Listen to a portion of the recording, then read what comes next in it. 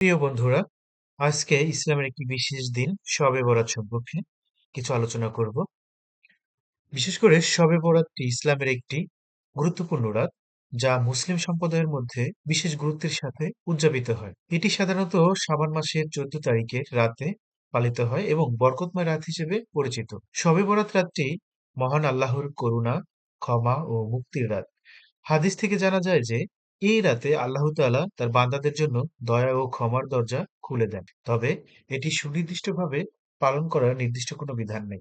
প্রকৃতপক্ষে শবে বরাত রাতে আমাদের কি কি আমল এবং ইবাদত করা উচিত সে সম্পর্কে এখন কিছু বলি।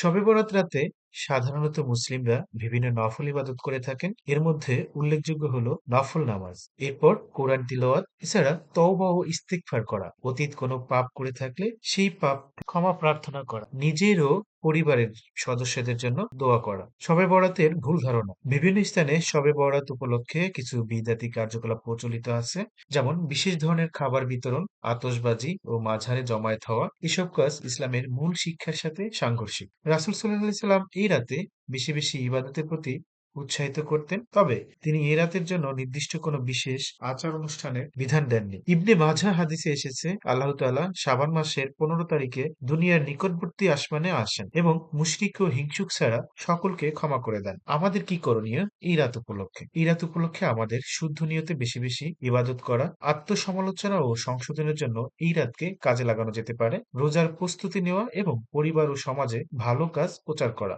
শবে বরাত রাত আমাদের জীবনে বরকত ও কল্যাণ নিয়ে আসুক, এই প্রার্থনাই করি। আল্লাহ তাআলা আমাদের ক্ষমা করুন ও সঠিক পথে পরিচালিত করুন। এই কামনায় সবাইকে জানাই ধন্যবাদ।